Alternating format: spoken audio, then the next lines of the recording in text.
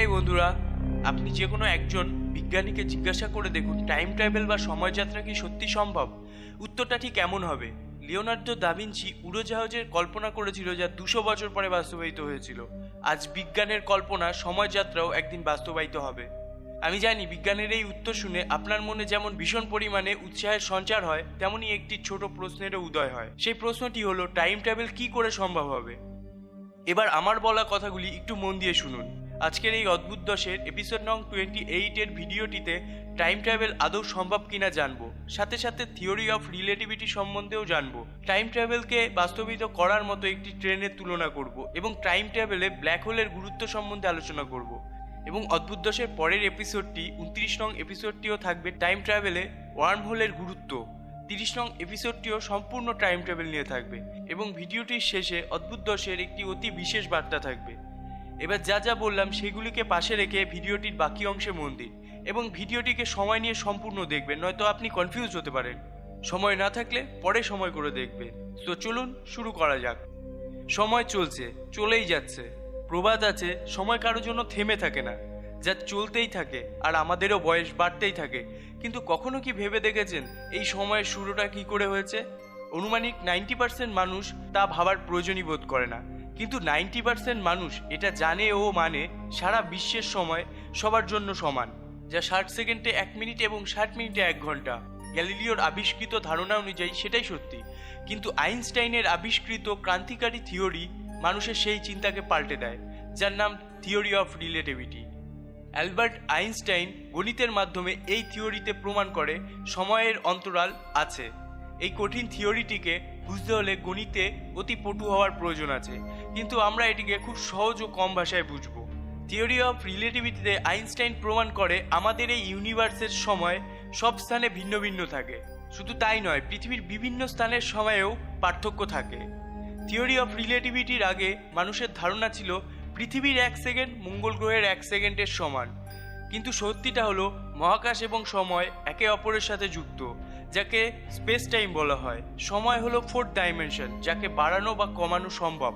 সহজ কথায় 59 মিনিটে 1 ঘন্টা বা 61 মিনিটে 1 ঘন্টা করা সম্ভব।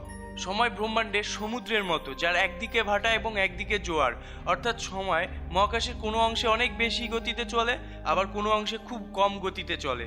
থিওরি অফ রিলেটিভিটি ওজনের তারতম্যে সময়ের অন্তরালকে প্রমাণ করে। যে গ্রহ বা যে বস্তুর ওজন বেশি হয় সেই ক্ষেত্রে সময় ধীরে চলে। যেমন আমাদের পিরামিডের পার্শ্ববর্তী স্থানে সময় পৃথিবীর বাকি অংশের তুলনায় ধীরে চলে। তবে আপনি যদি ভেবে থাকেন তা বুঝতে পারবেন, তা নয়, কারণ এই অন্তরাল এতটাই কম যা ধরা সম্ভব নয়। আনুমানিক 100 বছরে পিরামিডের সময় বাকি পৃথিবীর তুলনায় 1 সেকেন্ড ধীরে চলে, যেখানে এটা প্রমাণ পায় সময়ে অতীতে যাওয়াটা সম্ভব। বা 100 বছর পর যদি আপনি পিরামিড থেকে বাকি পৃথিবীতে যোগ দেন, তবে আপনি 1 সেকেন্ড ফিউচারে চলে আসবেন। আর আমাদের এই ফিউচারে যাওয়ার উৎসাহকে থিওরি অফ রিলেটিভিটি অনেকটা বাড়িয়ে দেয়। আইনস্টাইনের এই থিওরিতে স্পষ্ট স্পেস টাইমের ইকুয়েশন থেকেই টাইম ট্রাভেল সম্ভব। যদি কোনো বস্তু স্পেস টাইম অর্থাৎ 3 লক্ষ কিলোমিটার পার সেকেন্ড গতিতে বা তার 90% গতিতে ছুটতে পারে, তবে সে সময়ের গতিকে ধরতে পারে।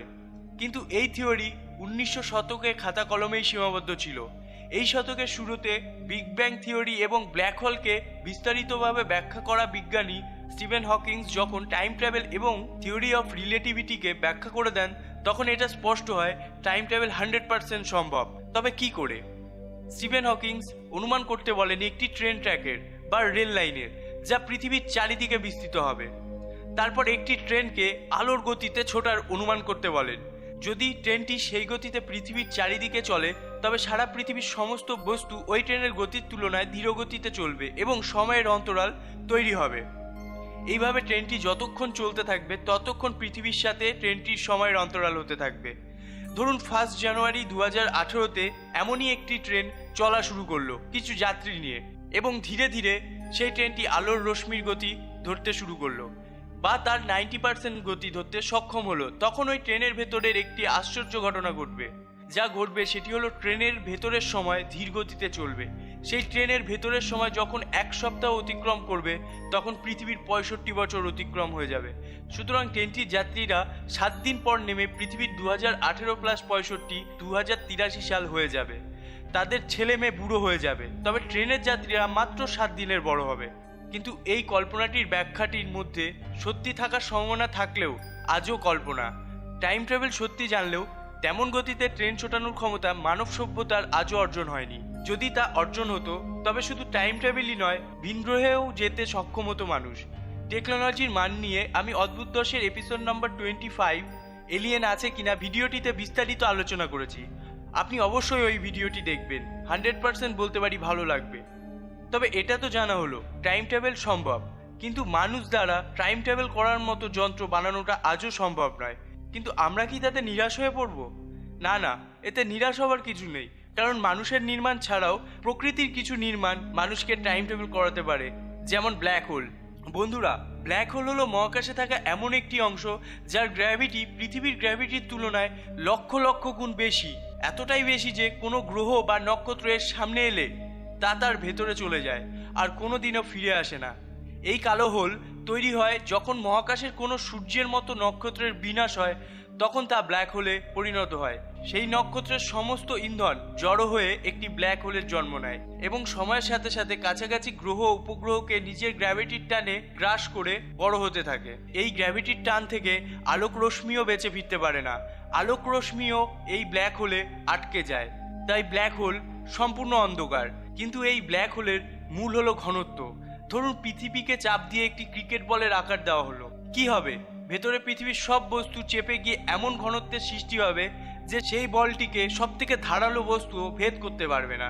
তেমনই ব্ল্যাক হোল, যার মধ্যে একাধিক গ্রহ নক্ষত্র গিয়ে এমন আকার ধারণ করে যার ঘনত্ব ও ওজন আমাদের সূর্যের ওজনের তুলনায় লক্ষ লক্ষ গুণ বেশি। কিন্তু এই ব্ল্যাক হোলের একটি সেফটি পয়েন্ট আছে, যেটি ব্ল্যাক হোলের চারিপাশের অংশ। এই অংশে মানুষ বা স্পেসশিপের সাহায্যে টাইম ট্রাভেল করতে সক্ষম হবে। তা কি করে? থিওরি অফ রিলেটিভিটিতে দেখেছি, যে স্থানের ওজন বেশি সেই স্থানের সময় ধীর গতিতে চলে, তেমনি ব্ল্যাক হোলের চারিপাশের সময় ধীরে চলে। যদি মানুষ আমাদের গ্যালাক্সি অর্থাৎ মিল্কি ওয়ে গ্যালাক্সির সব থেকে মধ্যে থাকা এই গ্যালাক্সির সবচেয়ে বড় ব্ল্যাক হোল, যার ব্যাসার্ধ 2.5 কোটি কিলোমিটার, তার অরবিটে বা পার্শ্ববর্তী স্থানে স্পেসশিপ নিয়ে ঘুরতে সক্ষম হয়, তবে স্পেসশিপে থাকা মানুষেরা টাইম ট্রাভেল করতে সক্ষম হবে। কারণ এই ব্ল্যাক হোল এত ভারী যে চারিপাশের সময় পৃথিবীর তুলনায় 2 গুণ আসতে চলে। ফলে যদি স্পেসশিপ সেখানে 10 বছর ঘুরে আসে, তবে পৃথিবীতে 20 বছর হয়ে যাবে। অর্থাৎ বোঝাই গেল টাইম ট্রাভেল বা সময়যাত্রা হবে। কিন্তু আপনি নিশ্চয়ই ভাবছেন, মানুষ কি ব্ল্যাক হোল, যা আমাদের আলোক বর্ষ দূরে আছে, যেখানে যেতেই তো কয়েক কোটি বছর লেগে যাবে, তারপর সেখানে যাওয়ার মতো স্পেসশিপও তো নেই। আলোক রশ্মি 3 লক্ষ কিলোমিটার পার সেকেন্ডে ছোটে। আমাদের সবচেয়ে দ্রুতগতির স্পেসশিপ কেপলার 11 কিলোমিটার পার সেকেন্ডের গতিতে ছুটতে সক্ষম। তারপর সেখানে গিয়ে ব্ল্যাক হোলের পরিক্রমণ এবং আবার ফিরে আসা, এটা কি সম্ভব? সত্যি কথা বলতে কি, সত্যি এটি সম্ভব নয়। বিজ্ঞানের কাছে এটি একটি কল্পনা মাত্র। তবে কি টাইম ট্রাভেল সত্যি সম্ভব না? তবে কেন বিজ্ঞানীদের বিশ্বাস টাইম ট্রাভেল মানুষ করতে পারবে? তার পেছনেও অনেক কারণ আছে। তার মধ্যে একটি হলো ওয়ার্ম হোল, যা নিয়ে অদ্ভুত 10-এর 29th এপিসোডটি আসতে চলেছে। এবার আপনারা নিশ্চয়ই ভাবছেন সেই এপিসোডটি কবে আসবে। তাই এবার রইল ভিডিওটির শেষ সেই বিশেষ বার্তাটি। অদ্ভুত 10 ঠিক করেছে 7 দিনের মধ্যেই টাইম ট্রাভেল সম্বন্ধিত 3টি ভিডিওই প্রকাশিত করবে। তাই সময় নষ্ট না করে সাবস্ক্রাইব করে বেল আইকনটিকে টিপে নিন সবার আগে সেই ভিডিওগুলোকে দেখতে। আর যদি আপনি 2017-এর নভেম্বর 25-এর পরে এই ভিডিওটি দেখছেন, তবে সবকটি পার্ট চ্যানেলে ঢুকে দেখতে পারেন। ভিডিওটি ভালো লাগলে লাইক, শেয়ার অ্যান্ড কমেন্ট করতে ভুলবেন না। লাস্ট ভিডিওতে 10,000 লাইক এম করেছিলাম এবং সেটা প্রায় পূর্ণ হতে চলেছে, তাই বলতে চাই থ্যাংক ইউ। আর যদি আপনি আমাকে এখনও ফেসবুক, ইনস্টাগ্রাম এবং টুইটারে ফ্রেন্ড বা ফলো না করে থাকেন, তবে ভিডিও ডিসক্রিপশন বা সবার উপরের কমেন্টে থাকা লিঙ্কগুলিতে ক্লিক করে চলে যান এবং ফলো করুন।